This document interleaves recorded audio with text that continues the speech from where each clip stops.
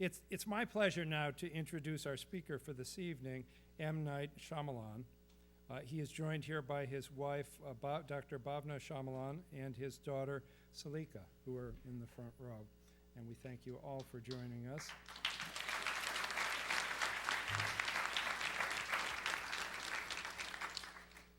I suspect our audience is familiar with the work of our speaker, but maybe less so with his work on education. And I will say that as somebody who has spent my life in education and have read a lot of opinions of people outside of the sector coming into the sector to try and figure out what's going on in the sector and prescribe some solutions for some of our most challenging dilemmas, I find the piece that we're going to be discussing tonight, the book we're discussing tonight, a very thoughtful, genuine, deep analysis of what's gone on in the field and what we might want to do about it. And so I know we're going to have a very interesting discussion on this subject. Many of you know that M. Night Shyamalan is a screenwriter, a director, and a producer who's captured the attention of audiences around the world for almost 2 decades. Though he never expected to become involved with philanthropy, Shyamalan's admiration for human potential led him to learn more about global disparities and how the lack of opportunity prevents individuals, families, and communities from living their dreams, a focus that we here at the School of Education deeply share with him.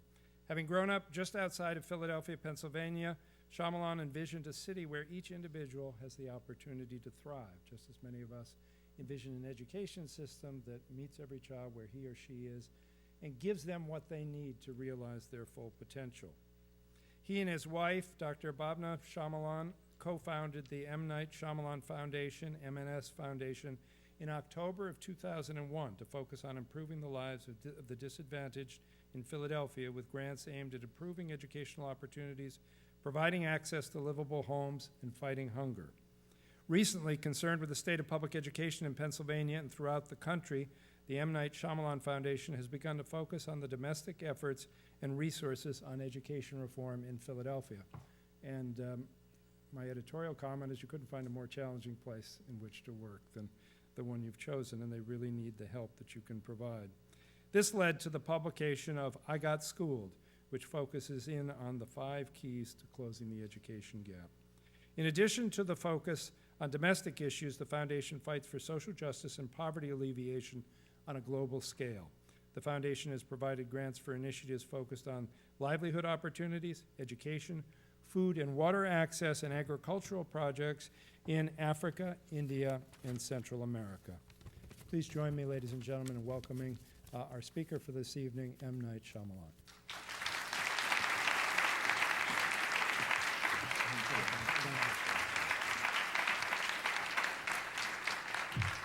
Hi guys, how are you? Can you guys hear me properly? So this has been, it's a fascinating thing. I've spoken on, film for 20 years, so this is an interesting diversion of what my life has become.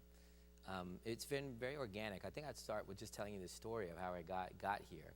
But I guess the first thing I should tell you is I literally despise celebrities that suggest things and, or do good. I literally go, that's not why you learned to cha-cha and now you're giving us information on this other thing. It's not, it's not my favorite combination of things. And oftentimes they ask celebrities because you can aim a spotlight and you feel obligated in that way. So just know I'm coming from that, and also a little bit of a sense of selfishness, that I'm not a philanthropic guy. I'm not really that kind of help everybody kind of guy. I'm a like, oh my God, he used that lens kind of guy. And my wife is the one that kind of looks to the world, and has always been the one that looks to the world. So I guess my greatest contribution up until this book has been my wife. So acknowledging her. And so it comes, I guess that gives it a little currency, that it didn't come with any kind of agenda or anything like that. So it came on, I guess the journey of this started about 5 years ago. I was location scouting The Happening, which was a movie that started in a high school, so I was looking at different high schools.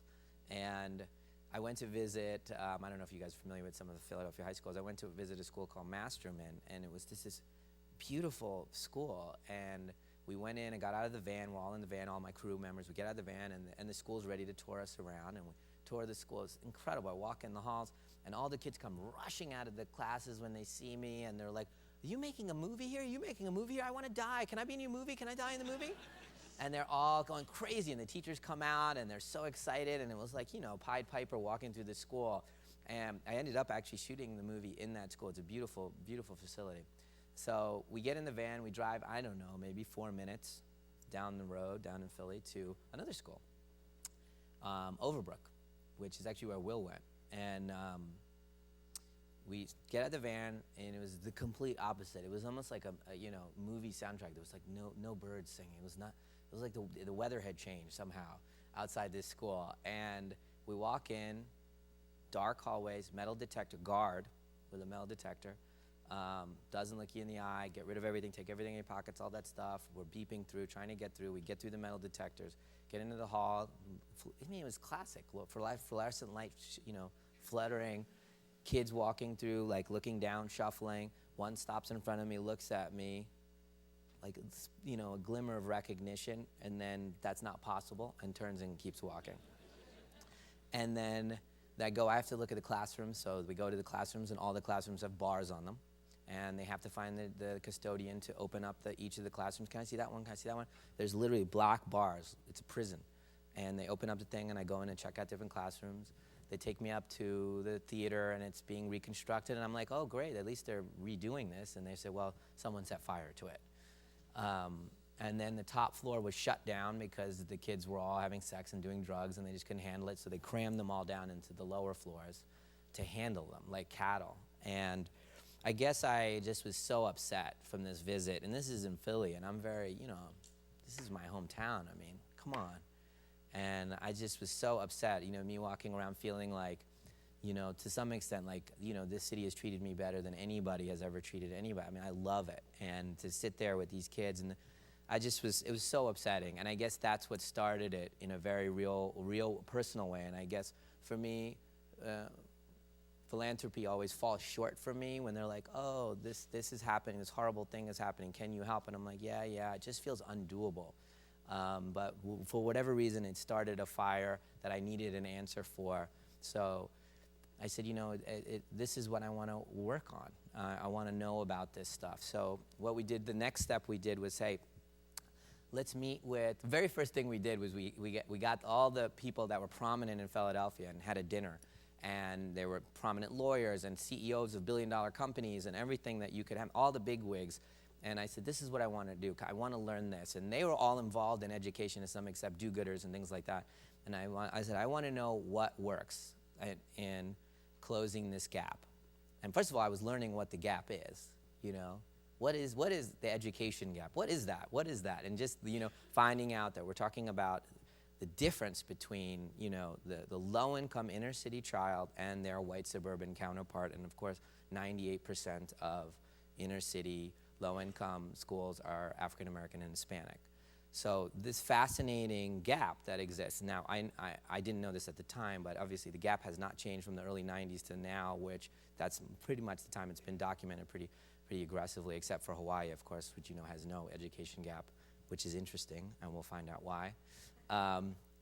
And the first dinner I asked them, and they all had these names and lists of everything, and choice, and classroom size, and this, and school spirit, and everything it meant. And we were just writing everything down. Oh, that sounds good. That's definitely one. That's definitely one. Yeah, for sure. And I put it down, all this stuff. And then charter schools, absolutely. And one of the people at the dinner was majorly charter school, like fanatic charter school person. And she was like, this charter schools. And I was like, so thing, and like her and the husband was so like into it. They were like really into it, and they like had to hold each other down while they were talking. And I was like, whoa. And this is really heated, and I said, great, so you have data that supports this? And they're like, yes.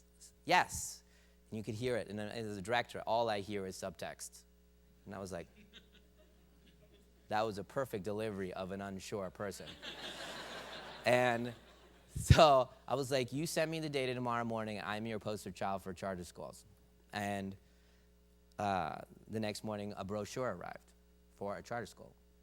No data. Began the, wow, this is fascinating. And by the way, it was so heated, as you guys know this. First of all, as I guess everything in the United States is, it's two camps. It's teachers union and ed reform. When did it become two camps? But both camps, as we started to get into it, kept trying to pull me to one camp or the other, kind of going, which side are you on? I'm like, there's no sides here. I just want to know the data, what the data says. And I've been saying this before, that I guess I'm coming from first of all, I'm Indian. So naturally my parents are doctors. So the whole family is doctors, which is a data-driven, evidence-based field. So I don't even understand the concept of opinion. I don't understand it. So you want the opinion of somebody on the street of how to do heart surgery, where they think we should cut you? You cool with that? How about if I get a really smart person out in the street and they give us their opinion? Would you want that? That's crazy, right? What does it say about heart surgery? What's the dude in Sweden that he developed anything? I want to know that before you cut me. I want to know I want best practices, right? How did we get here that this field is not best practices? I have an answer to that too. That's the theory though. So we realized that our calling was, I want the list. That's what I want. I am the mom of the inner city kid, and I want her to have the list, because there seems to be a lot of opinion here. First of all, is there a list? And if there is, I want the list. At the very least, what do we know? So that was the beginning. So we decided to use all of our resources in the foundation. We hired researchers and we hired people, and just to gather information. As much of a meta study as we can do, gather. We're not going to do a single test study. We're not going to open our own charter school. We're not going to form an opinion at all. We're just going to put it all on the table and look at it. So we did this, and for about 2 years we did this. And the pile grew and grew and grew and grew. And I would meet with them, and my wife's a PhD, and she's so academic, and all the people at the foundation are all academics, and they had to kind of, not dumb it down for me, but dumb it down for me. And they had to make it very, very, easy for me to be able to tell somebody else. And they brought all the information, and guess what? It was all a big mess. You could cherry pick anything you wanted. That means this, that means that. You want me to show you something about classroom size? I can pull that one. You want me to show you something against class? I can show you that. And we were all back to, I had a lot of information, but no clarity. I didn't know, is smoking bad for you? Yes or no? I didn't have those answers that I wanted to have. And so basically, I guess that's where I would have matched everybody else that we had met at that point. So there was a little pause in this journey. So it stalled there for a second. But I had something was nagging me, and it was nagging me like the way when I write stories, something's nagging me. It says there's always an answer that kind of connects everything. Like there's 8 things that are wrong in a story, but there's one answer to all 8 of them. If you quietly thinking, you hear it, there's like a web that happens, and just one answer goes to all of them. I was waiting for that moment, if there was such a moment. But that's how I was thinking about it. So we go to dinner with our friends who are physicians. And it was just a fun dinner at an Italian restaurant. And luckily for us, our friend is a brilliant man who was the chief of University of Penn at the time. And he would teach all the hotshot young residents there, as they come into the program. These are the best of the best residents. They come in, it's a small program, it's the best of the best. And he tells them, he'd done a lot of research himself. He was a data guy, and this has nothing to do with education, by the way. And he tells us at the dinner, because we were just curious. We were like, tell us, how are you? What do you do? Are they you scared? Are they scared of you? You're amazing. And he says, well, I do tell them this on their first day. I tell them, if they tell their patients, when they're physicians, when they're out in the world, that if you tell each of your patients, if you sleep 8 hours a day, you have a balanced diet, you exercise 3 times a week, you do not smoke, and you pay attention to your mental health, your chances of getting all diseases, all of them, drop to an incredibly low level. It beats every pill, every medicine ever invented. But, he said, this is the thing you gotta tell your patients, if you don't do one of those things, it buoys back up to the norm. So you'll drop dead on the treadmill, But I worked out 5 times this week. And it suddenly went click, because the body is a system. It cannot be treated individually. And if you approach your body holistically, it's naturally a successful entity at taking care of itself, and it goes up. The great majority of us would be incredibly healthy, and all our diseases would go away. A great majority of us, 85% of us, would suddenly be disease-free if we could possibly do these things together.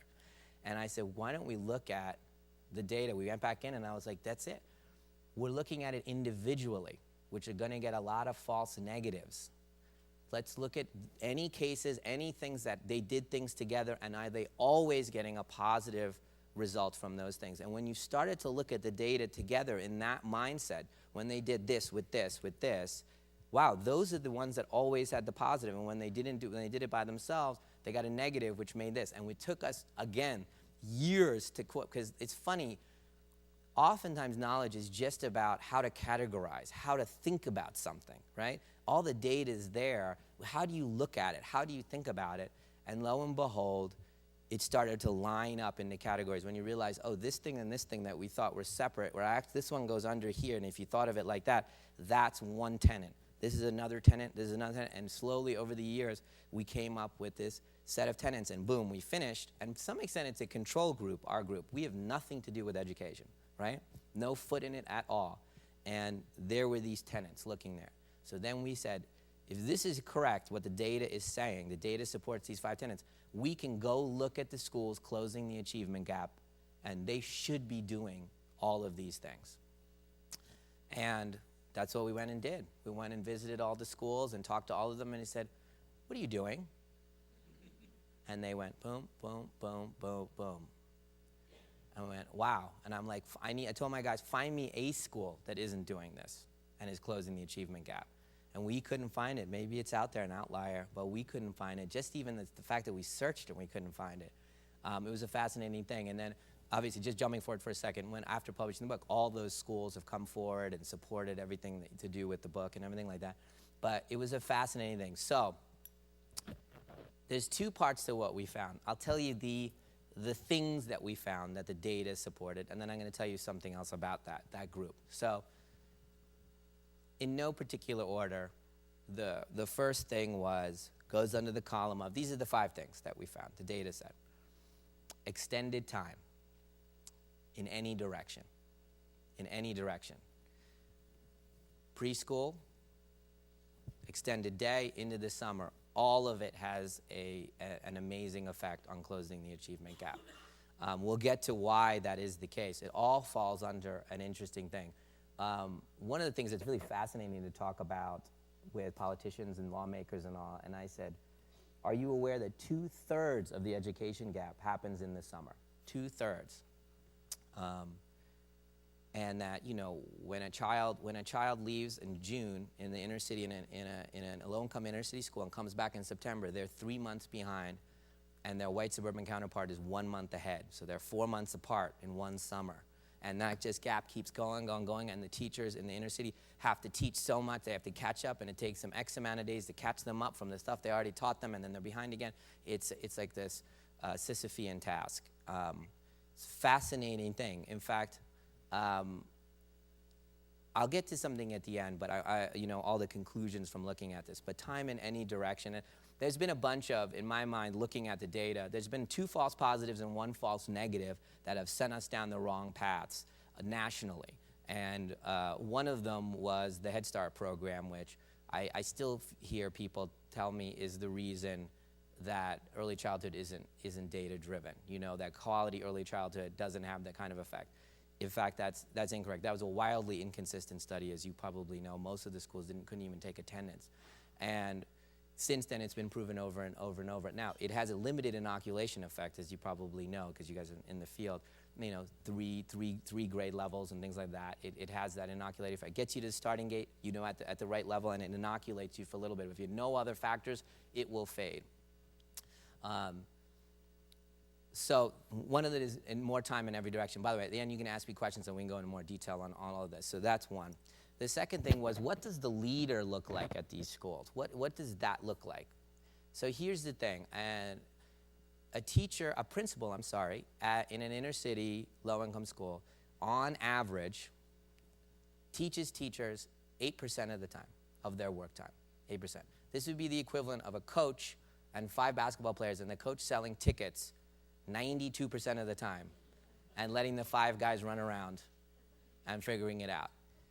The schools that are closing the gap are the principals teach the teachers 80% or more of their time. They literally are doing nothing but teaching teachers. They're coaching the teachers. Nothing is happening in isolation. No success from a teacher is happening in isolation. They're going inside and outside of every classroom, watching, observing. The schools that are closing up, it's the flip of what we think of when we go, oh, the principal's coming. That's a pejorative statement, but not in these schools. That is the coach saying, watch your pick, take your pick, watch that, dribble to your left, watch your open man. It's just as if we want our coach to tell us that, right, as a basketball player. And in that same way in these schools, it's very healthy the way they think about their principals. The door is open, the principal comes in and out and goes, Mr. Sullivan, I think Angela has a question in the back there. You might want to call. And then afterwards, Ms. Sullivan, you should continue to walk back and forth more. Your cadence fell in the last half of the class. You weren't acknowledging this, or you weren't doing this, or whatever it is. You need to put everything on whatever the things they're teaching. They're consistent and they're teaching them all. They're constantly teaching the teachers. The other thing that you find in these schools is they bifurcate, to allow this to happen, they bifurcate out the roles. So they have a kind of operations manager. They have many, many different names for this. But that role that was traditionally just the principal is now 2 roles.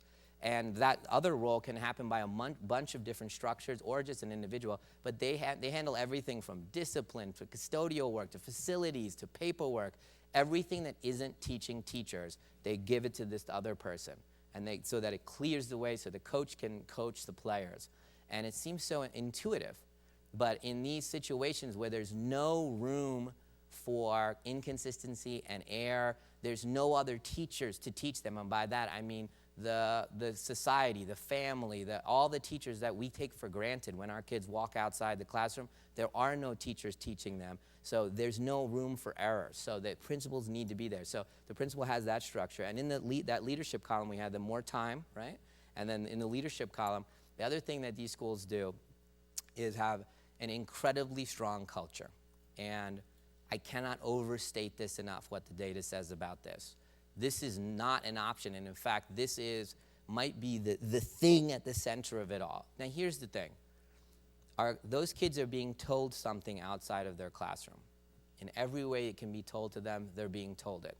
They have to be told something louder in the school. Every school has told me this in different ways, the ones that are closing the gap. They have to shout something louder. There is no room for inconsistency or half measures or sort ofs. It doesn't work like that. On all these schools, by the way, the cultures are different. They're positive, obviously, and empowering, but they're different. Whatever the statements is on the wall or the things that they're saying, they're all different. Oh, this is, rah, rah, rah for this or this, but everyone buys in. The principal makes everyone buy in. The janitor, the security guard, the secretary, everyone, every student, every teacher, 100% buy-in, 100% buy-in. And that's how they do it. And they know for a fact that you don't close the gap with a teacher or a classroom. It's a school. So they make this incredible culture. So, for example, like a random school pops into my mind. So Achievement First in Brooklyn.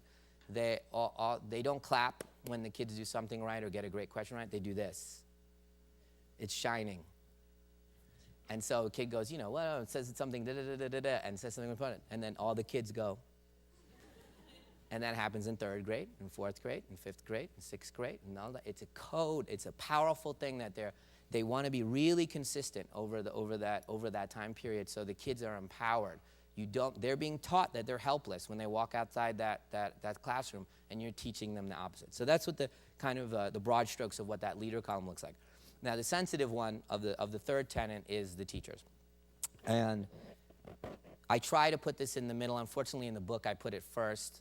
But there's no hierarchy to this, and obviously this is a sensitive one, which is, in the schools that are closing the gap, they do remove the very, very bottom tier. And by that, I've asked and asked and asked and asked, and I said, since you, in these schools that are charter schools and such like that have the ability to fire whoever they want to fire, how many are you firing? And some years it's 0, at most it's 2 to 3%. They kill for these teachers to stay. And so it's this bottom group. And what you find is, as you probably know, the most important thing is a teacher, obviously. An 80th and above percentile teacher can close the gap by herself if you had her 4 years in a row. That's how powerful a teacher is. Doing nothing else. Forget all the other tenants. Just her, or him, but her, for 4 years could close the gap. That's how powerful they are. Now, an 8th percentile teacher, this is the problem, or a very low percentile teacher, let's say a 2%, the very bottom thing, it takes 4 or 5 above average teachers, and these still aren't catching up. So the drag on the group is so incredibly strong that it starts tipping. So this is just what the model of what the data has says and what the schools that are closing the gap do. So it's that ability to get rid of that little bottom tier. So that's the third one. And the fourth is data. And we hear about data-driven instruction all the time, right? Oh, it's a data-driven school. Now this is what data-driven instruction looks like. Hi, little Johnny at the end of the year, he's half a year behind. He had trouble with this, and he had trouble with math, and he had this. That's not data-driven instruction. That's, again, part of the misunderstanding of what all of our data has been telling us. That's accountability without anything else, which, by the way, the data says does not work in any form when you do that. No child left behind, everything that's related to that, it just doesn't work.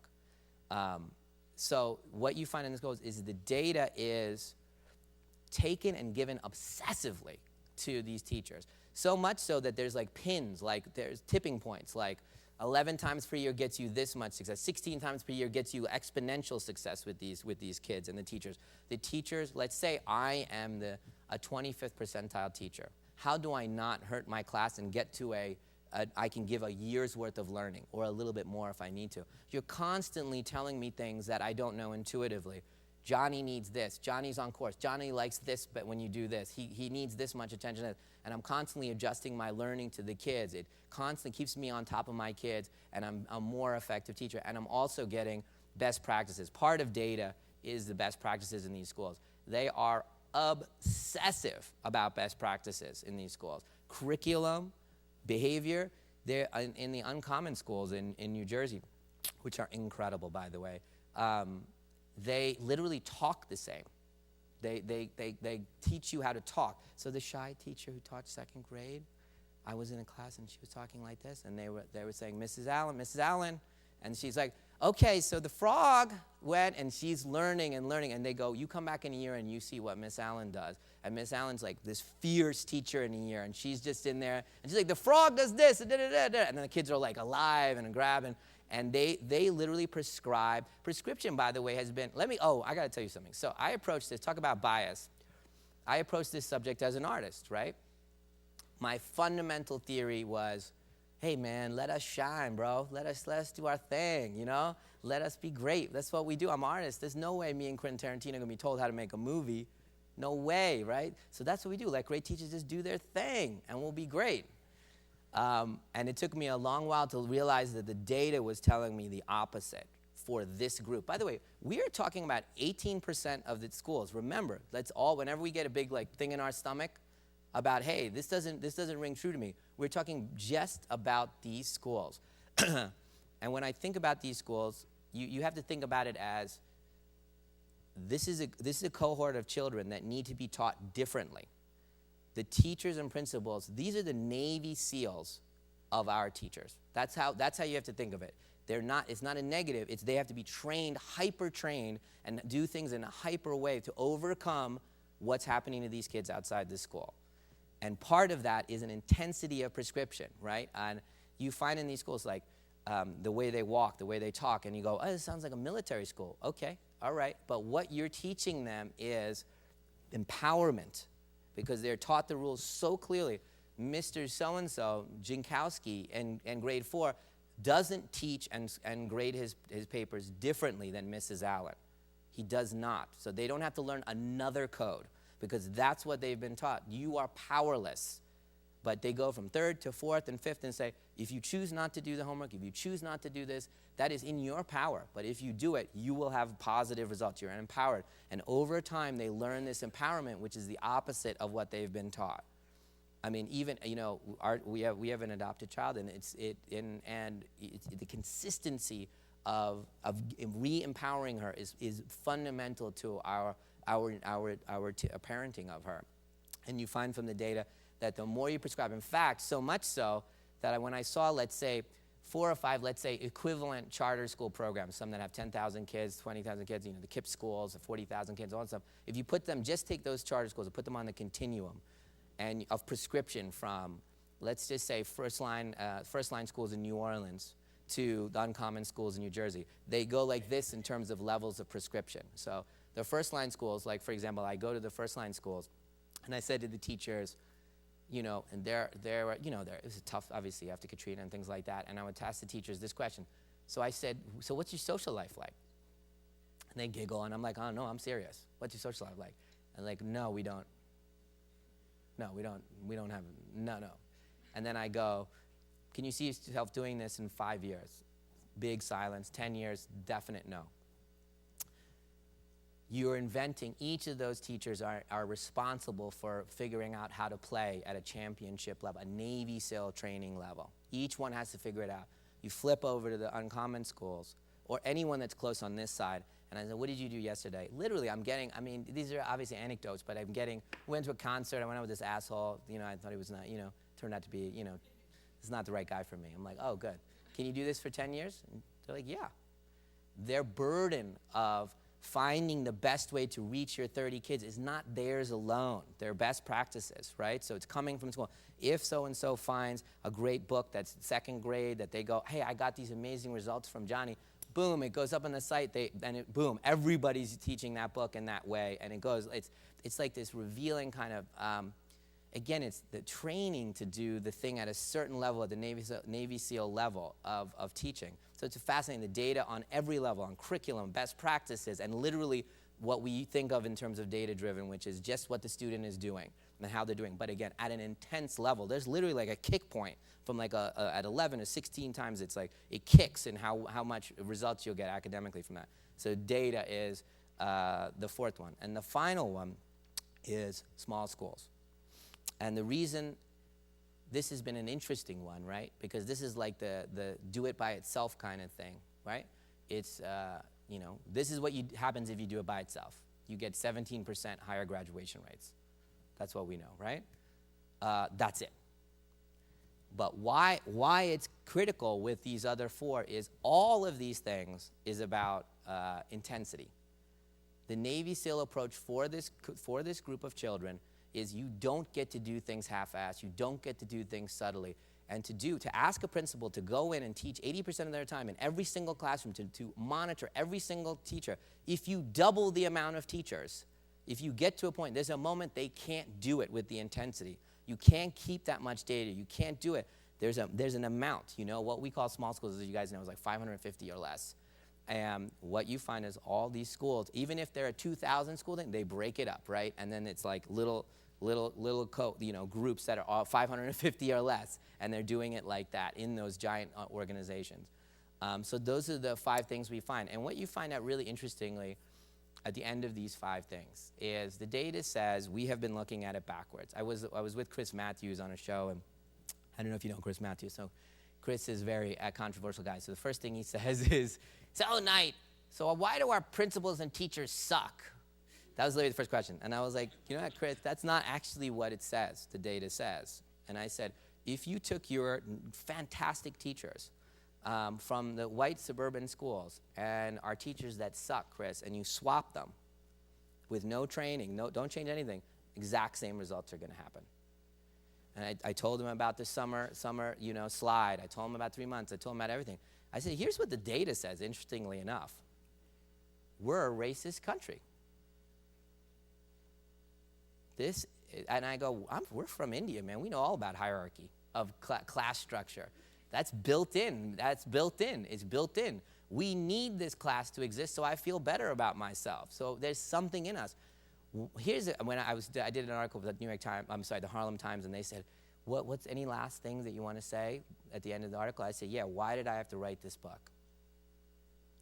Why did I have to go under the assumption that there was an answer there when it's obvious there's an answer? These kids can be taught. We used to be like, oh, these kids can't be taught, or it's poverty only, or this and that, and all that stuff. And here's the thing, we went to that other university, Brown, the other day. And an amazing lecturer. Actually, she must have been from Harvard or something. So, and she was talking about how we got to the pyramids. You know, what was it spiritually and economically and socially that got us to build to the pyramids? And I was like, wow, that's interesting, because so we built a country based on slavery, right? But inherently we were supposed to be free and equal, but it was there. And it took a long time, I mean, embarrassingly long, right, before we put it into law that this is not correct, right? 1964. And this is interesting. There was a school, the Dunbar School. You know this school, guys, in Washington, D.C.?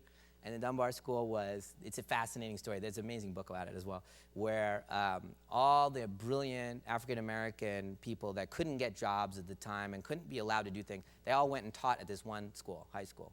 And they said, we're going to teach these kids with all our brilliance. So the end result of it is almost every one of the first lawyers, the first this, the first court thing, first Supreme Court, all came from these kids that were taught from this group. And what you find really interestingly, and I talked to the author of the book that wrote that, she goes, your list is the same as their list. They were doing this list at the time when they knew these kids would walk out and be told, you're less than human. You're not valuable. Your opinion doesn't matter. It's dangerous out here for you. So they didn't do anything with half measures and sort ofs and inconsistent or anything like that, right? They went at it like uber hard to overcome the thing. It's still, that data says it's still there.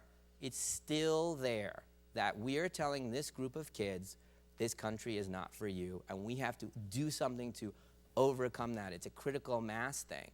It's a fascinating thing of how we got there, and why are we invested in this? Like, I see two things that come, an apathy, right?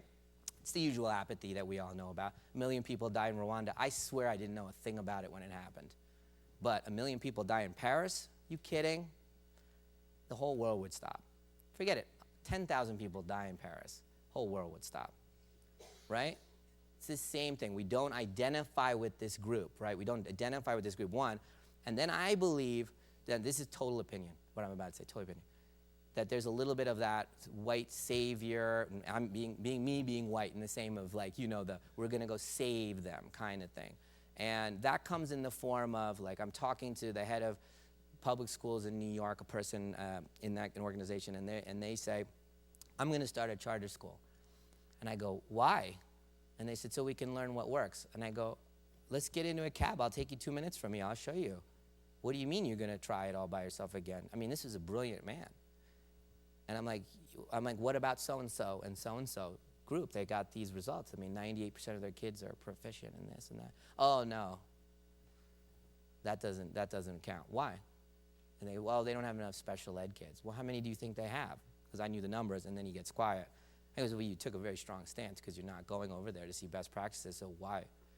Why? And then it's why? Why is it boutique thinking? Why is it not best practice? Why is it not? What did the doctor in Sweden do for heart surgery? Why don't we think like that? Why are we invested in us, individuals, being the saviors of this group rather than the group can be the savior of the group? And, you know, why are we not acknowledging that the data says that we are the issue? Everything would be flipped on its side. It was a fascinating discussion. And so I'll tell you where we are right now. We've been talking to legislators and a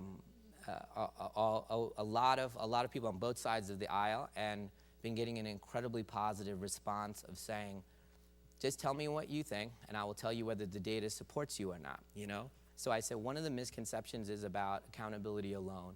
So it just doesn't work, because at the basis of your thinking is a very demeaning thing, which is they're not motivated. That's the basis of what you're saying accountability alone is. So you're telling me if I just said to the basketball players, if you don't win, this is going to happen to you, that's going to help the basketball team? They don't have to know how to be taught and learn? If you teach them the knowledge of best practices and then hold them accountable, that's a whole nother story. But you can't go this way. You can go this way. And none of the data supports that, whether it's accountability alone or everything that people get sensitive about. And I go, so we stop thinking about it in that manner. There was a guy in Philly we were talking to in a big forum, and he said, Philadelphia's schools have gone up from this to this since the introduction of charter schools, which cause competition to rise. And I said, I just raised my hand and I said, what you just said was complete opinion and has not been proven by fact. And you would be the first person to have proven it if what your statement is true. And you kind of go, you don't need to make those statements. We can stay just with what the data says, and we're gonna get there. And I said, look, so for example, you guys know you cannot close the gap without extending the school year or the school day. You aren't gonna win. What do you have to say about it? Why isn't that the first thing we're doing? And then I would go through the things like, this is what data says, nobody gets sensitive, everybody get calm, stay calm, there's no correlation between student achievement and higher education degrees. No correlation. But in Philadelphia, we spent $80 million on that as a form of compensation to our teachers, and $19 billion in the entire country as a form of compensation to the teachers. Zero correlation, it's a way of paying, and I get it, but if we could take that money and extend the school days, you are going to definitively change the gap. So these are the things we know as we make laws and we make our movements. Say, you can do what you want. I'm just telling you smoking's bad for you at this point. And then, different things like charter schools. We know all this stuff, right? But the charter schools, what's the real thing about charter schools? 17% of them are superior. 46% are the same as district schools, and 37 are worse. Those are the numbers in the country. That's the 37% of them are worse than district schools. And then, so the ones that are equal, the 46%, you're just pulling money out of the system to do the same thing. So, in my opinion, you should close everything but the 17%. And I said that, I've been proposing that to charter schools. I said, wait, why are you angry at the teachers union? Can you tell me why you're angry? Well, they won't fire their worst teachers. And you're closing your worst performing charter schools voluntarily? Oh, you can't close them. And then I go, why can't you close them? And they go, because they feel that they're doing justice. They're doing something positive. Okay, so they feel that they're doing good, and they're coming from a positive place. And they're keeping their kids safe, yes. And their benefits can't be measured by testing. Okay, great. That's exactly the same argument that the lowest performing teachers have. I'm trying hard, I care about my students, and you can't measure what I'm doing for my kids. You guys are identical on both sides, identical on both sides. And so having these discussions with everybody has been really, I haven't had the kind of vitriol that I thought, and even the people that you would think are the farthest on that thing like Diane Ravitch or something like that, so much of it is overlap and positive. It's, literally on the data, she's pretty much dead on except for classroom size, in my opinion. And so it's closer than we think, and I feel like there's a moment here, a moment where data can take over, and we can move towards an evidence-based field of education. So there's my spiel.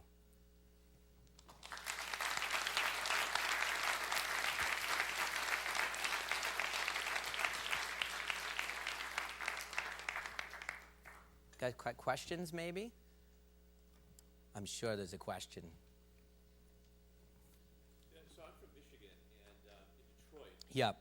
May I interrupt a moment, please? Just so we have microphones, if it's being recorded, if people listening large in the room, it would be helpful if you could go to the microphone and identify yourself briefly and then raise your question. Great. I'm Ben Bolger, and I'm a Harvard alum, and I'm from Michigan. Great. And in Detroit, there's a great disparity within the small geography. Yeah. So you have inner city Detroit, and then you go out to Bloomfield Hills, vast differences in classroom. And I was listening to your list, and I think it's a very good list, but I was just wondering that in many states, the money for schools is kept at a district level based on property taxes or however it's generated. It's not distributed equally at a state level. Right. And I'm just wondering about those kind of those wide disparities in funding. How does that data-wise affect? Well, school here's quality? what the data says about funding. There's no correlation between per pupil funding and a student achievement. So the $17,000 student that's against the $10,000, there's no correlation to that. There's no correlation when you look at, meta, like 150 studies on facilities either. That's not where the magic sauce is, all right? But you can say, how do you pay for the 5, which is going to be your next question, because obviously extending the school year and all that stuff, where does that money come from? And you have to pull out, that's what we're doing right now with the legislatures, and everybody is trying to put those numbers together and say, if you pull out this, if you add, if let's just pick our number, let's say we're okay with averaging 30, 31 kids per class, so you bump up to there, ironically, or bring down, whatever it is, you get the classroom size to the right level, and you don't do the teacher performance things and blah, blah, blah, blah, all those things where we talked about what's left and how much will it cost to enact all these 5 in this 18% only. That's all we're talking, not in everywhere, not mandatory everywhere. In the 18%, by the way, it's 18%, it's lower than that because there are schools that are closing the gap in that 18%. So we did a hypothetical thing in Philadelphia. We did it really high. We said, it have to be 80, if it was 80% free and reduced lunch, and they're not at 80% proficiency. So we picked really high level. How many schools is that in the city of Philadelphia? It's 122 schools. So like the KIPP schools and this school or that school, the Mastery, they're not on there even though their population is 80% or higher on the low income scale, but they're not in that 122. Those, like in a hypothetical thing, like for the city of Philadelphia, you'd mandate this is how those schools will look. They have to be Navy SEAL trained principals, those 122, longer days, on and on and on, and you go down data driven. All the teachers have to be taught data driven, that's what the Navy SEALs got to look like. And if you don't want to do that, we'll move you out to one of the other schools and we'll bring those teachers that want to be Navy SEAL trained into those schools. That's how we're talking about it as a way to think about it financially, and we'll see what those numbers are. We've been talking about whether the district is able to enact this because it's an old, way of thinking. Does it require an infrastructure that's put on top of it? Someone in charge of extended day, someone in charge of data for the 222 schools in our case, someone in charge of the principal recruiting and training or whatever it is. Can we create an infrastructure that will put, like for example in Philly, we're just beginning this process. We're talking with everyone, but if we came up with an infrastructure that we place on top of the district, and if they agree to it, right, to do this, does this cost $1 million a year for this, and we will raise that philanthropically and say I will get everyone in Philly, and we do that in each city, we'll pay for this to prove it works, and you abide by this group as we implement this structure. Those are the kind of movements we're thinking of moving. In fact, Philadelphia is a very exciting place for education reform right now. We have a school reform committee that's really, really open and has a lot of power. And in fact, they love the book and the research in the book and all this stuff. And we have a lot of people in Pennsylvania and Harrisburg that are open to doing this. So it is about the money at this point, how to divvy it up. I'm sorry, did I answer your question about Detroit very well? Yeah, I think that there's this reaction a lot of people have when they see visually the inequalities in school facility and so forth. Yeah. Then they think that relates to that. They think that relates again. When I hear like, oh, we donated, everyone will have a laptop. So great. I saw nothing that supports that right now. Maybe it does. I just didn't see the data that supports that. And certainly the schools that are closing the gap aren't doing it with laptops. They're doing it with, hard, consistent work that takes, shouting out that noise. That's shouting out the noise. Let's say if fundamentally it's you are not empowered and we have to teach them something else. A laptop doesn't necessarily do that, right? A teacher staying with you, went from 37 on the test to 42. Did you see you improve? Did you see you improve? This is what you did wrong. 42, 37, 42, 37, 70. And then you go, did you see what you did right? Who got the 70? You. You told me you doubled in 3 weeks. That kind of on and on. Empowerment, that kind of thing. I remember this school, it was so, it's so tight. You can go to these schools, it just breaks your heart. I was in a school, I think it was one of the New Orleans first line schools, and they have this shout out moment for the school, right? Where you can shout out to anyone you want. A teacher, student can shout out to anybody. And this one kid goes, I want to shout out to Leon, who got an 87 on his math test. And everybody went, woo! And then the principal whispered in my ear that that's his brother. They're separated, and one lives with one parent, one lives with the other. And the kid he's talking about lives with the violent parent and just got the bad end of the deal. The alcoholic, he gets battered and all that stuff. And the kid, so his brother, they were all clapping, and this kid, this tough kid, like just started crying, and he just kept wiping his eyes with his arm. This 87, it breaks your heart, and you go, you got that 87, we know what the world's telling that kid, and no half measures is going to counter it. It's consistent and on and on and on, that 87 wasn't a fluke, that you're going to do it over and over and now you're going to win. You are going to win. That constant message that you are powerful. So that's not, I don't know, that money, I don't know. I didn't see anything in the data that says that. Thank you. My turn. Hi. Thank you for this. This is terrific. So there's another group of schools that fit your 5 tenets, I think, and they're called independent schools, and many Catholic schools that have small classes and or your small communities and extended days and everything you list. And I wonder if your research took you anywhere near those schools and whether those schools have any kind of a role to play in this conversation, if only to point out to the politicians and the otherwise elite members of the country who send their kids to these places more often than not, including our president and many of the people in his cabinet, to point out that the model has been invented centuries ago, and are there lessons to be learned there, and is a role for these schools that serve maybe less than 1% of the population to play in the conversation? And let me just get this clear, what you're asking me. You're asking me about what schools exactly? The independent Catholic schools? Right down the street, Buckingham, Rod and Nichols, Phillips Academy at Andover, Exeter, Noble and Greeno, Roxbury Latin, Thayer Academy, Pingree School. I mean, there's all kinds of schools around the country that are being chosen by people like the president, engineered to follow your 5 tenets, and yet the elite who are in charge of making these decisions seem to be engineering schools that are very different from the places where they send their own kids. Well, let me answer a Common couple. Core testing and so on. So you're talking about high-end independent schools? Is that what you're talking about? Yeah. So, like for example, our daughters go to what we consider one of the best schools in Pennsylvania, right? And it's inconsistent. They have a great teacher. Sometimes they don't have a great teacher. Code switches every year. This teacher grades this way. That's not going to work for this population. The best school, they go to an all-girls school. The best all-girls school in Pennsylvania, in our opinion, won't work for this organization, for this group, this cohort. They're not in school long enough. They're not consistent. They're not teaching them this message that you're powerful. They get us. They come home and we go, you fight, you do this. We got the Tiger Bomb here. We got everything. It's all good.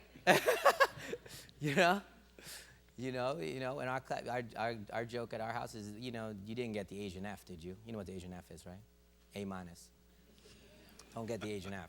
And that's our standard thing. That's not this group. This group is the reverse. The data isn't about. I doubt you could take our school and bring this group in and it would work. We're very close with the principal and everybody involved. It's different. It's Navy SEAL training, man. It's how to make their school better. I have no idea. No idea. It's a different set of research. This is simply about inner city kids. And again, as I said, the inner city low-income kids. It probably applies to the 7% that are also in low-income suburban schools. But the data actually wasn't about that, so I would just be guessing at that. But I'm pretty sure that would be true. But also the Catholic schools, for example, a bunch of them won't offer up the right data, and I know they're having frustrated with some of the their desire and their ability to give and be a part of a kind of a national or a standard, let's say, for them. So I know they're having some. I've asked about this stuff specifically, but so I hope I answered your question. So your data is suggesting that the kids who are caught in this gap need a different kind of experience than the kids who are attending places like 100%. Interesting. Thank 100%. you. Thank you. Yeah. Hi, my name is Megan Haddadi, and I'm one of the teachers at one of those said elite institutions. I'm curious. You've spoken a couple of times about what quantifies a teacher as. You've mentioned percentages. So you said an 80th percentile teacher, 25th percentile, How did your we get Navy to that SEALs. place? I'm wondering, is that data driven? What did you use to quantify a teacher as 2 or 3%? Well, at this point, this is obviously super sensitive as well. But at this point, a multi-tiered approach to evaluating teachers, it's not going to be 100%. But the best case things that we find are from the Met study and things like that. That the schools that are using that, which is like the 3-pronged study of obviously student achievement, teacher observation, and then student surveys. And if the 3 of them correlate, exactly, those are the type of things that we're looking at. And they're very strong rubrics about observing, and it's for a long time. So very interesting things. By the way, a whole subject that we didn't even talk about is like tenure and this and that and all that stuff. Like for example, I have not found data that says you can recruit great teachers. You can eliminate, below a certain standard of this or that, you can eliminate, but to see who's better, the truck driver or the Princeton A student, who would be the better teacher, you do not know that answer. You do not know that answer, and it takes years to find out that answer. So it's funny, because tenure is almost reversed. There's almost a period of time, Jeffrey Canada hurt his class his first year. He hurt his class. So should we have fired him? Right? Almost all teachers hurt their class their first year. We know this, right? So it takes like 2-3 years, and it's like it's almost like the data says it should be a reverse tenure thing. After 3 years of observation and student achievement and student surveys, if they all correlate, and you're at the very, very, very bottom of that, this is, at this point in time, these are our best tools to say that you should probably not be teaching or be somewhere else, especially not in our 18% of schools, not our Navy SEAL schools, because like these schools, there's a lot of places where we can take that hit and the kids can recover, but that's not the case in these schools. They can't take that hit. So that was it. All right, thank you. Thank you. Oh, sorry. Hi. I'm so bad at this back and forth. Sorry. Ping pong. I get so, attached to one column. So there's a lot of talk right now about these types of schools being pipelines to prisons, and I'm wondering Yeah. if any of your data shows, when that gap closes, Yes. does the percentage of people coming from these neighborhoods, do they encounter less violence? Do they encounter Yeah. less prison sentences? And also, did your data show anything about, I'm a social worker, so I want to hear about if are these schools providing any type of mental health services for these kids who are being told that they shouldn't have any self-esteem? Does that help in closing the gap? Is there a place for Yeah. social services in these schools? And Yeah. are the social services helping at all with the data? Well, there's not specifics about the social services, but as I said, the culture part, which is a broad thing when I say culture, is about everyone basically being a social worker in that institution for everyone. It's so consistent, the messages that these kids are getting from beginning to end. Now, as probably this, like a third grade, if you look at like literacy or this or that, it's almost identical, like the rates of incarceration. They're almost like, it's scary how much you can predict it if you don't touch a thing. If you just don't touch it. If it's 28%, you have 28%. It's like literally identical. Strange and amazing, but it's completely fixable. That's the fantastic news. You can completely alter this. That was what was shocking to me, because I would have thought, my wife's a psychologist, and even with our adopted daughter and things like that, you get this feeling like there's a window, and then if you don't hit that window with the child, it's over. That's what you fear. But that's not the case. The data has proven that you can overcome this. It's a fascinating thing. So it's a very positive thing. The social worker component of it wasn't pulled out. One thing that made me think about, which is there will one day be a sixth tenant. It's just not enough data for me to tell you that right now. And God, I wanted to call it six tenants. I wanted, and I couldn't do it. Thank you. And that is the family involvement, the family piece, right? Can you do it without that? Yes. Will you do it much faster with it? Yes. Like, for example, there's just not enough data now. I know in 4 years, 3 years, there will be, and we will be able to put this down as real. I don't want opinions. I'm just telling you what the data does. It doesn't support. So, for example, I forgot the name of it. It was, I don't know why I'm thinking Abercrombie, or that might just be the store. Began with an A-B thing. It was a North Carolina thing, 1977. They did a preschool. They did, intense preschool. But they had a component on it, which was every 2 weeks they went into the home and they taught the parents how to do homework with them, just once every 2 weeks. Now, as I told you, high-quality preschool has an inoculating effect for 3 years. This group had an inoculating effect the entire run.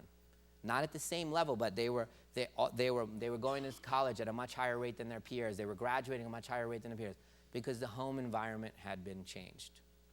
Now you can see what that can do. We have a grantee, Alejandro, by the way, Alejandro, who's from Harvard, so one of your guys, and Gak Artigas is his name, and he does a thing in the summers. Okay, so let me just tell you about what he did. he does a thing called the Springboard Collaborative, which is a summer program, and he's in a bunch of schools in Philly, and he's expanding crazily, which he deserves every bit of it. And he takes the kids for 5 weeks in the summer, third graders, which is the point. He picked third grade because that's where you can predict everything, incarceration, everything. And in 5 weeks, he teaches them. Now, again, this group will lose 3 months without him. And his group, in 5 weeks, and he uses the families, he teaches them how to do homework, and he uses these kids, he got 3.2 months gain. So, like, you're reading this correctly, 6 months ahead of their peers that weren't in his program, and you're reading this correctly, 2 months ahead of the rich white kids. Incredible.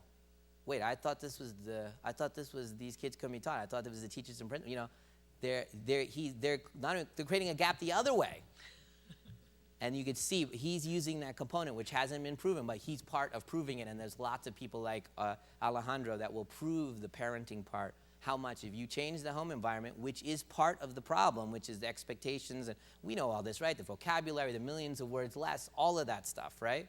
What's being said, the lack of books, the lack of expectations, what can you achieve, Don't talk so smart, you're not so smart, you know where you're from. All of that stuff that's told and told and told to them, you change that, their kids are released, right? And then you add the Navy SEAL training on top of that, whew, these kids will be creating a gap the other way. I'm certain that you can create a gap the other way, given enough time. I'm sorry, did I answer your question or just go off on a tangent? Yeah, it was her question, but I have a different question. Yeah. My name is Belle Halpern, and I started an organization that's training principals around presence and how they can create the kind of positive school culture you're talking about. It's called Inspiring Educators. Excellent. And the question I have is, I totally get the charter schools at the top 17% that are making a big difference. What about district? In your research, are you finding district schools that have these 5 tenets? Let's be clear about when I answer this. So this isn't about district or charter schools. And the reason it's like one of those things. Why is all the data about charter schools, those charter schools? Why is it about that? It's nothing to do with charter schools. It's about the fact that they were able to figure out the 5 tenets. They were able to say, you need to stay to 6 p.m. We're going to go 5 weeks into the summer. They were able to make those broad moves and find the things that work, the Dunbar Academy School things that worked, you know? And so that's the only difference. And that's why I'm talking to legislators and say, loosen the reins on these things in those 18% of schools to allow those things to happen. You're going to get the exact same results as the 17%, not the 46 or the 37%. Right. Yeah, and so the district schools that we found in the thing that are starting to close the gap, the district schools are loosening like New Jersey and places where they've loosened up those things. They're closing the gap. They're starting to close the gap. They're not doing it at the speed and the efficacy that these other schools are, but they can't until they're given the playing field to do these 5 things. If they can't do the 5 things, they're not going to close it. Got it. Thank you. Thank you.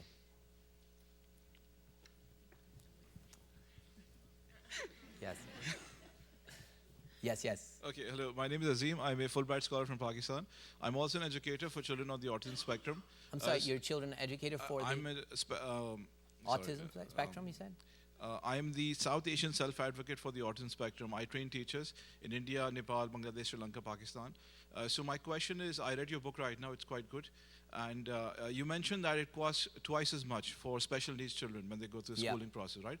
So in these 50 schools that you surveyed, what did you see? Were they doing something different for these children with special needs, or was it a general attitude that sort of moved everything forwards? What worked for them? Yeah, and then, again, with the special needs group, that isn't like things don't apply to that group, like classroom size, which isn't one of the tenets to close the gap.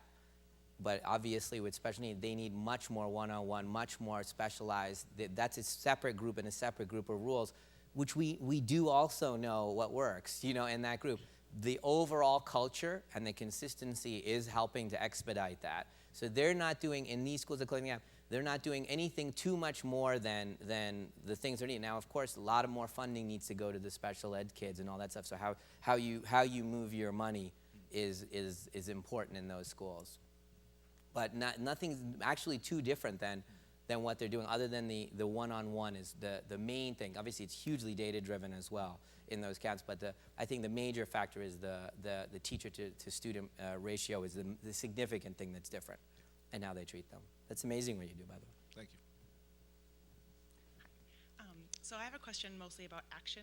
So my peers and I, many of the people in this room will be graduating next month, and we're all looking, I know, it's really exciting. We're looking for jobs, and in this Come to Philly. economy, what's that?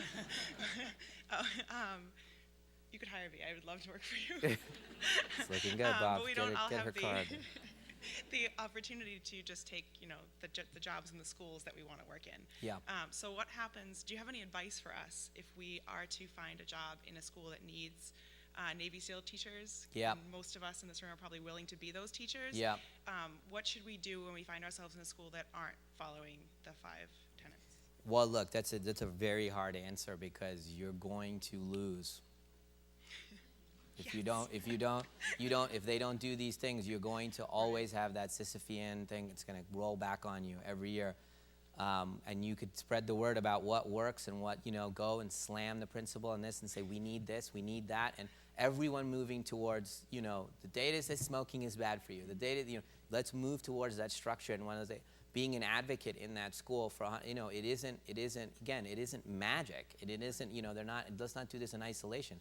Let's go to these schools, if you're going to one of these 18% in the city that you choose to work in, and go, we need to extend the day. Let's figure out how we do this for this group. And I need data. Let's train the teachers how to read data and take it and all of those things, moving them closer and closer to the format that we know works is advocating from the inside, being the example from the inside would be great. Or going to one of the schools that are working, or one of the programs that are working, getting trained as an assistant principal or a principal Navy SEAL, and going back to that school and going, this is what's happening. Okay. Thank you. Thank you. Please. Hi, thank you. My name is Leslie Carson, and I'm in the Ed Policy and Management Master's Program here at the school. And I guess so I'm thinking from a policy perspective. Yes, you please. see these 5 tenets. And I did, by the way, work in a school that was a turnaround school. And Great. everything that you talk about is exactly what we did in the school to make that happen. So that was encouraging to see that the data really supports that. But my question is, what would you do from a federal or state policy level to get these things happening without being so terribly prescriptive in our sort of very decentralized form of government here in the United States? Yeah, I mean, whichever level it has to be, it's going to have to be prescribed for this 18%. There's no way around it. You can't have people doing things their own way, doing heart surgery their own way. It's just not going to work. You can't have Navy SEALs being taught a million different ways of how to handle stress and how to listen to commands, and then they have to work together. It's just not going to work. But, like in Philly, each city has a different structure, right? At ours, the School Reform Committee in Philly has a lot of power, The mayor has X amount of power or none, and then it goes, and then the state has that much power. And we literally make a list. We made a list and go, to do the 5 tenets, who needs to say yes?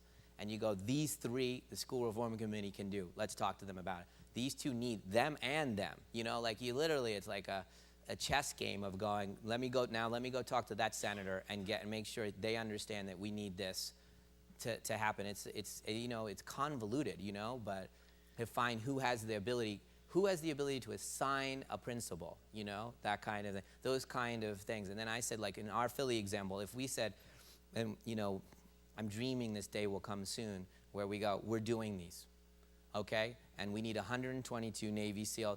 Grab as many as we can from around the country. You want to come and change. We're going to be the group that shows, we're going to be the city that shows the country that this is going to work. We're going to close the gap in these 122 schools, and do it quickly. But the principles for me, everything comes off of the principles.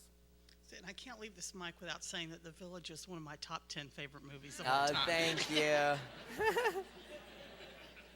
Thank you. Hi, my name is Neelam. Hi. I'm in the International Education Policy Program here. And my question to you is, what are your insights into how informal education works? I mean, does that help in closing the achievement gap? I'm sorry, informal education? Playing, doing theater, watching movies, television.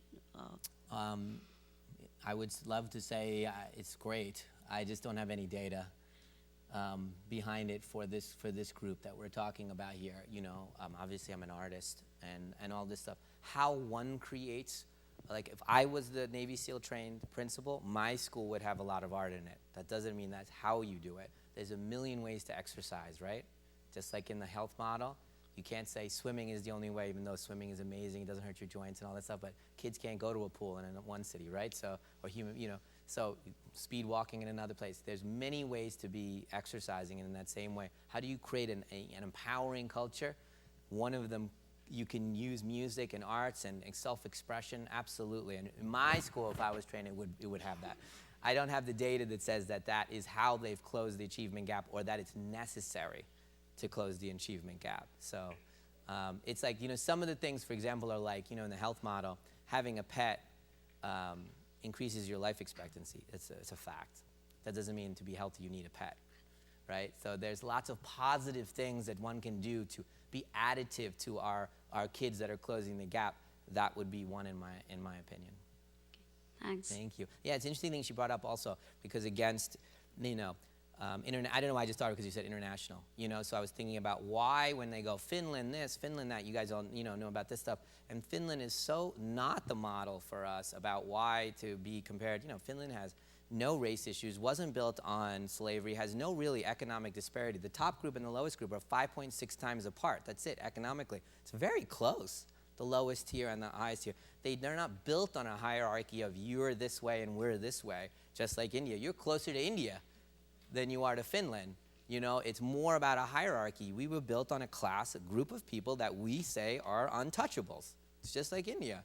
And now we're trying to undo that. We're undoing it ourselves. We're acknowledging our responsibility, and we're doing it. We're talking directly to these kids, and we're taking it uber seriously. We're not going to be half-hearted about it.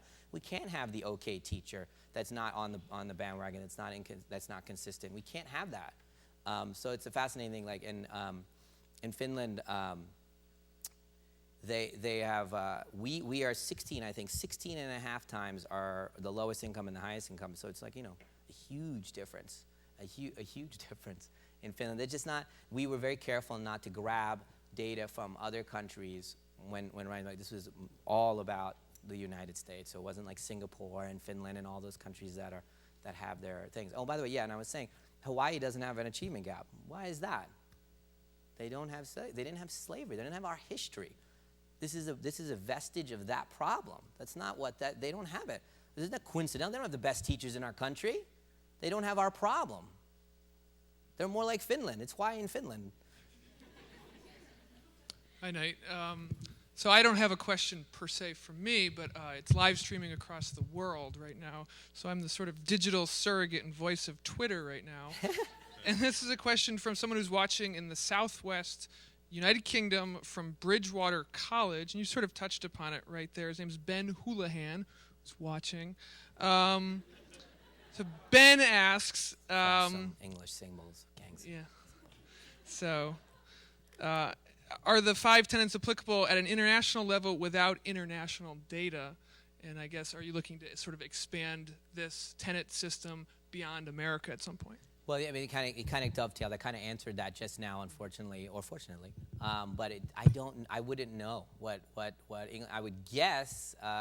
England has some version of what we have, similar issues, right? You would guess. That would be a guess, because they have cultural, striation and that kind of thing. But this data, again, I don't want any opinion in this. This is just about the United States and these inner city, high-income schools. And again, I told you, I'm really selfish dude at the end of the day. I just want, ultimately, I want Philly to be great, and I want our country to be great.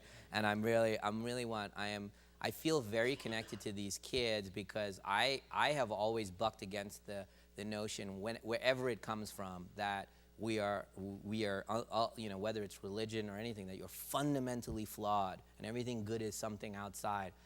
That riles me, always has from a kid and all that stuff. And these kids have been taught something that I find fundamentally untrue. And so I love to hear like Alejandro's stories that you outperform those other kids?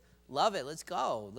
And I love talking to those kids and being part of it, because I don't need to talk down to them. I genuinely believe in each and every person's ability to be amazing. Yeah, and I'm used to moderating a lot of venom on Twitter towards the speakers sometimes, and everyone is giving you incredibly high remarks, and I was very impressed. Oh, thank you. So, tell my mom Twitter I said loves thank you, and my uncles. And I think Ben's favorite movie is The Village. We got 2 for The Village. Yes. I know that I go to a high school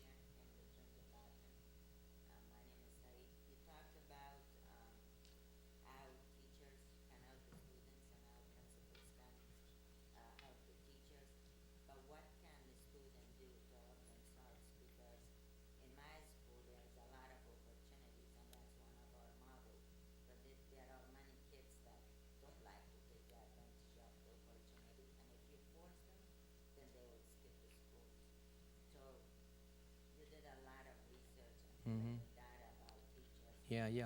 So what can like you do to motivate those students to take the advantage of the opportunity? Well, let me say this. I'm sorry, go ahead.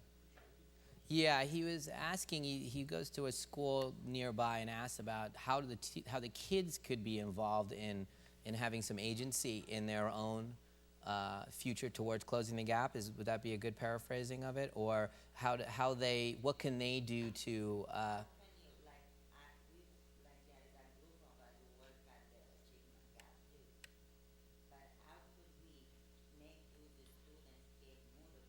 mm-hmm. For example, let's say from other countries they come here to go and take the advantage of. Yeah. Okay, so my answer is going to be a little controversial. You do not give them a choice. That's not what I've seen. That's not, you don't leave it to their sense of power or their sense of, that's what they've been taught incorrectly, that they are powerless. Their sense of, I can accomplish this. Their sights are not even seen. I'm going to tell a Salika story real quick. Can I tell the story? Is that okay? So she, yeah, no, you don't have a choice. So she took, Salika, by the way, she might go here, so you can talk to her afterwards. She was taking the SATs, and I said to her, if you want to get into these schools, you should probably get this number on the SAT. So she takes it the first time and gets just below it. And we're like, oh, okay, that was good. Maybe that might be good enough. And then she was like, well, should we take it again? And she was like, well, I don't know. And when she took it again, got basically the same score, just below it. And then she looked at me and she was like, that's as good as I can do. That's it. And I'm like, you look me in the eye and you tell me that represents what you can do, and we're done. Stare me in the eye and says, that doesn't represent what I can do. And I go, all right, let's double down. Then she doubled down, worked harder, did everything, prepped and all, and basically went through the roof when she took it way past what we thought we needed her to get, right? And she was like astonished at what she got, and in fact went, no, I think I could have gotten a perfect score. That was what she said. She changed what she thought she was capable of just by me provoking it, right? Provoking it in her. It's not, I didn't give her, I forced her to, that's us teaching, her and saying, forcing. These kids, it's like, it's prescription. I know it sounds the opposite of everything you should do. For these kids, it's prescription. We're fighting something that has been told so consistently to them. You have to tell them the opposite. We're going to do this over and over. We're going to do this. This is how we're going to study. This is what we're going to do. This isn't an option to stay late. You are going to stay late. We're going to work harder. And then you go, I heard somebody when I was on a talk show going, oh, the kids are going to love that. Staying late and going in the summer. Yeah, they do. You know somebody that isn't excited about achieving and becoming powerful? You know that person? Because I don't know that person. The number one thing, that even for teachers, the number one thing isn't salary, nothing. It's a sense of accomplishment is why they stay. What makes them happy? A sense of that they're meaningful, that it's working. And for these kids, the moment you go there, you work, and then they start to master it. They start to go from the 37 to the 45 to the 56. It's so weird. The education stuff has got so much in my head at this point. Literally, when I jump rope and I can't go anymore, I pretend I'm one of these kids getting a score, and I go 37, 38, 39. What does it feel like to get to the 45 and want to give up? Literally, I'm jumping rope and thinking about pretending I'm one of these kids and being taught this is it because I feel like giving up. And I go, no, you got the 45. What does that mean? I'm still failing. 50, 70, it's 70, you got to see. You got to and you want to stop now? No, 70's not good. Literally, I'm going through my head like what I would tell these kids. I don't like it. And these schools, it's consistent. I mean, I don't find a lot of pliability in like, hey, let's all be airy and let's figure it out. It is military almost. I mean, it's almost prescriptive, and it's a school, not a classroom. It's a school of, if you mastered in the second grade, you're going to be great in fifth grade and in seventh grade, and you see these kids that are like, what used to be 70 is not good enough for them any longer. And they keep on kicking it up. It's an amazing thing when someone feels empowered. Thanks for the question. Hi. First I want to say thank you much for this and for your work. I'm a doctoral student here now, but before this I was a principal in Philadelphia, and my husband worked at one of the 7 persistently dangerous high schools in Philly, so it's great to see you doing this. You talk a lot about principal training and this Navy SEAL training for principals and teachers. And I'd love to hear your thoughts on how to make that happen. Yeah. The human capital pipeline. Well, just like in the teachers thing where you're damaging your class for the first years, and how they get around that. How do you not damage your class by being a first year student? You know, a lot of these schools have gotten around that in the teacher format by making them assistant teachers to the top tier teachers, right? So they're 2 years with those teachers, learning and helping, and so those kids are not getting damaged. And then when they kick into being a lone first year, it's not a true first year, because they've been taught and are really have gotten best practices, and they can sometimes really jump from go at that point. That model has been followed for principals as well at these schools, where the principals, the Navy SEAL trained principal has 2 assistant principals, and they're still one is to help them and one's being trained. They're both being trained basically to replace them and mimic them, not in that school but in another school, and they're constantly flipping out to start another school. It's really basically like that. You have to get trained underneath. And again, as I told you, in some of these schools, it's so prescriptive. It's incredible, the walking, talking, how they do everything. It's a fascinating thing. I wouldn't have believed it if I didn't see it. But they get trained underneath, and I believe there are more and more organizations now, hopefully, that will come up to teach just principles of this 18%, and possibly the 7%. This is the training you need to teach teachers, to observe how you speak to them, what your expectations are, how you teach data, how you learn how to do data, all this stuff, how to implement, all the structures, how to evaluate teachers, all of those things that need to be taught for the Navy SEAL principals. Thank you. Thank you. Okay, I want to take the prerogative of the last question here because we're almost out of time. A comment and then a question. So you've talked about money, and you've talked about autonomy, you've talked about extending time. I think of all those 3 qualities as conferring no superiority in and of themselves, like there's not a clear production function, as you mentioned, with money. It's how you use it that makes a difference. So we have highly funded, low-performing school districts, and modestly funded but high-performing school districts. We have schools that, among the charter schools that you described, are many that have extended time. Some use it well and make a big difference in terms of performance. Others don't use it well. So it's what you do with it. Same thing with autonomy. One of the lessons, if you step back from a policy perspective about what you're saying, is we need a national sense of urgency about educating this 17 or 18% of people that you point at. And it's undeniable that doing that at some level is going to cost more money. You didn't talk about preschool, for example. That extended time you did mention is going to cost more money. You're coming from a school district that has historically been underfunded relative to other schools. In recent years has been acutely underfunded and is cutting off people at the rate of 3,000 a year, 2,000 a year. The year is going to get shorter there. Classes are going to get bigger. Good, young, idealistic teachers are going to be let go. You're an artist. You're a communicator. I'm interested in this generating a sense of national urgency. How do we communicate with the general public about how important it is to educate all students to a high level, and that it will take a differential approach?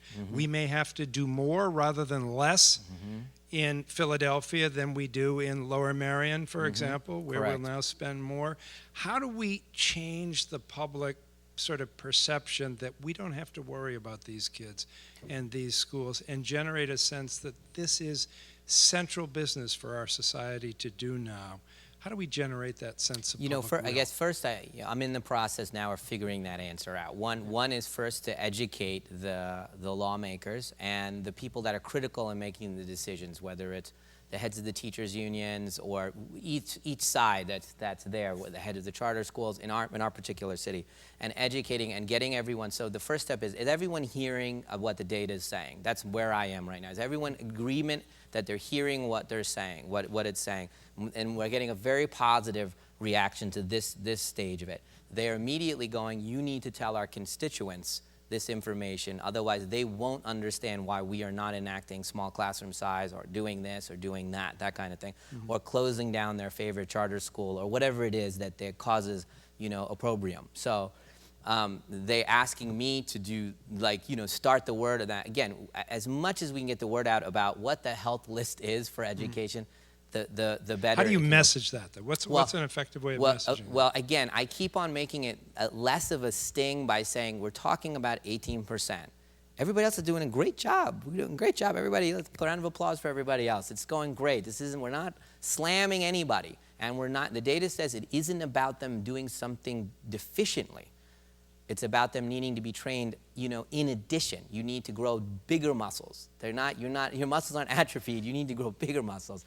And if you're excited about that opportunity, we can train you now. So it's thinking about it less aggressively like that. And so being able to talk to the teachers union saying, hey, if we slice out legislation that applies to the 18%, we're not touching. You could do everything else. You can continue to think and act the way you want. Again, I'm being very selfish. I'm attacking this 18%. There's other things that can improve everybody else.